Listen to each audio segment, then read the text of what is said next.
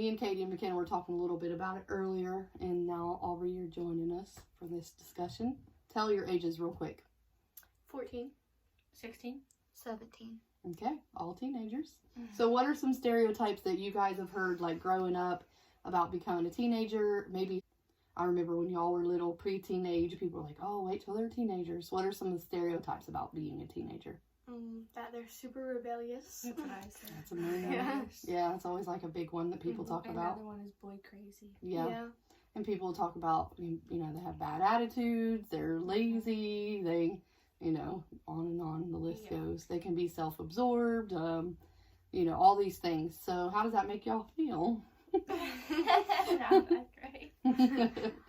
Yeah, I think especially I can remember when you guys were like preteen age, like before you became teenagers, and you were always like, is that how we're gonna be? I can remember y'all asking me, you know, and I'm like, not necessarily. These are things that people say, and it's sad. It's sad that, like, that's what's expected. That people are like, oh, enjoy them now before they become teenagers, because when they get there, you know, it's going to be all together different. When we do set a rule that you maybe don't love, what helps you not to rebel against it? Oh, okay. So I think one thing is that when you guys make a rule that we wouldn't necessarily like, or we don't understand why you're making this rule because we don't like it, like, I'll ask questions like, why are you making this rule? Like, I don't get it sometimes. And then you guys will actually sit down and explain to us and tell us, like, why this rule and, like, why you're doing it. And then after that, I'm like, I get it. Okay, that makes more sense. Comes to my mind immediately about social media. Oh, yeah. Yeah, so I remember, like, obviously Aubrey still doesn't have any social media platforms, but Caitlin and McKenna do. And do you want to talk about, like, Caitlin, do you want to talk about what it looks like for you to have Facebook? Like, obviously, who all has your password? My mom and my dad. Yeah, as well as you. So we can check in on it anytime, right? And we just this year put Facebook actually on your personal phone, right? Yeah. And that wasn't something that you loved, right? No. But we talked about it and discussed, like, the reasons that we had that rule and why we were doing it that way. And it helped you understand. And, like, even though you still didn't love it, you understood that we were protecting you, and that we're doing it because we love you, and it wasn't to, like, punish you. You weren't doing anything to be punished. It was just something that, as your parents, we felt like was important, right? Another one, Aubrey, you can share. You just kind of got to this. I think we just allowed you to start wearing makeup, right? Yeah. When I turned 13 is when I first started wearing makeup.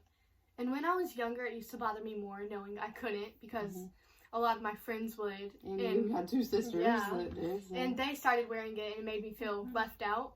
But as I got older, and when I hit that birthday, I kind of understood more, because mainly when I was like 12, I would ask them, what is this for? And they would explain it, and it would make me feel better. So, like, and there were times that you were like, you still weren't like, okay, that's a great rule. You were like, I get why you guys are, you know, having to wait, but it still wasn't easy all the time. But as I approached it, as it got closer to my birthday, I started understanding it. So, yeah. So here's a question for you. What helps you, like we talked about, one thing that helps you not be rebellious is that we explain and talk things through with you, which I think is really important for, like, any relationship. We should give you respect. I think a lot of times people forget that just because they're your child or they're younger, they still deserve respect, and they don't, like, I personally don't like when people say, because I said so. That's not a real reason.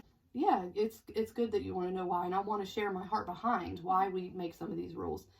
But aside from us explaining to you all, hey, this is why we're setting this rule into place, is there anything else that helps you not be rebellious? What I said was, I think, like, a cause of rebellion can be, like, you don't feel like maybe your parents are that involved in your life, and I really appreciate how you guys take the time to, like, ask us questions and, like, be involved, like, what do you like to do and stuff, and you actually invest in, like, getting to know who we are, so we don't really, like, feel the need to, like, rebel, like, you know, against you. So showing interest in you personally, and then investing in that.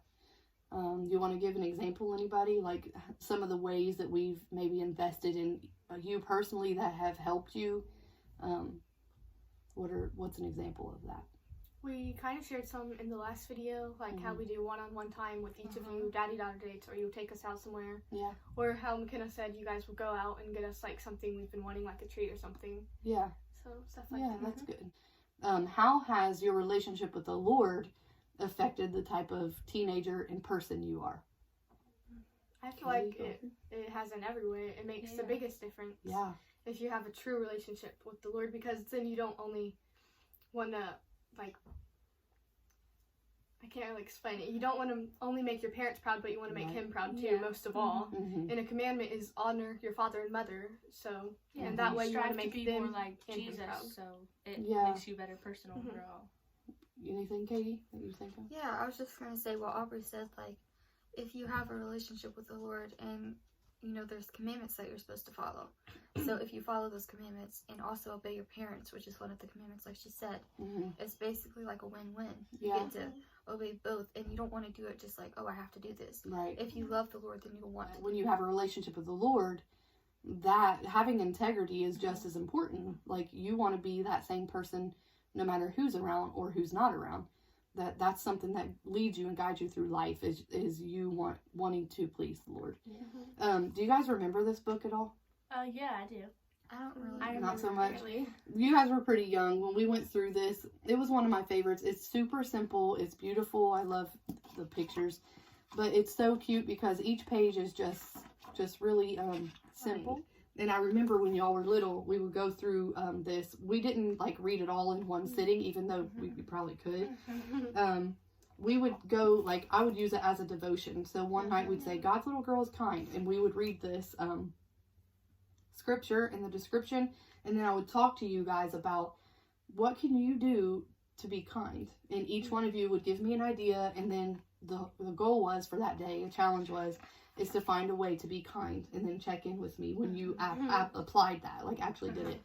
And it was really cool. You guys would get excited. You know, guess what I did today that was kind? It's God's Little Girl is Artistic. Y'all really liked that one. Yeah, that's a really cool book, and it's sweet and something you can do with girls maybe elementary grades. But then I'm sure y'all remember this. We just did this a couple years ago. I want to share a few things.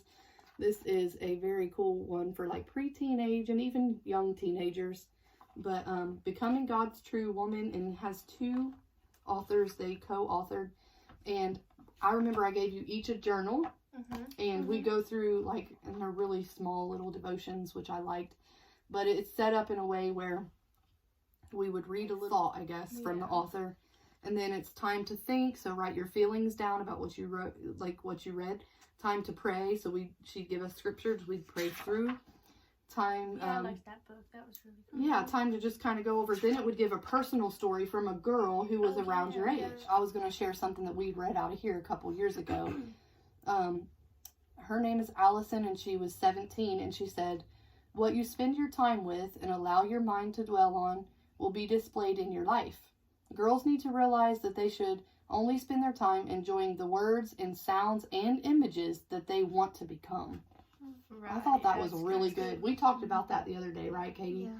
Like, you know, talking about people you follow on social media or YouTube or anything like that.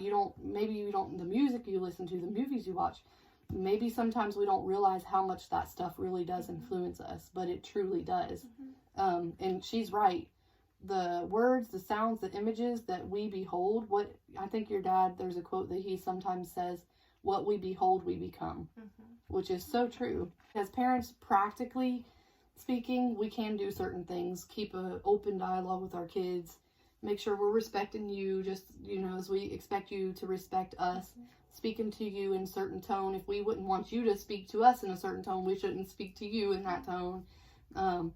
You know, having that mutual respect, and also you always knowing that you can come to us and talk about hard things. And if I don't know the answer, I'll admit that, and we'll search for it together, and making rules together. And we've even done that. Ask you all, like, well, if this is a specific struggle, because all of you are different.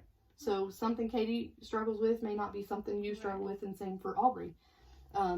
So we shouldn't give you the same exact rules that we give her on something if you're not struggling as much.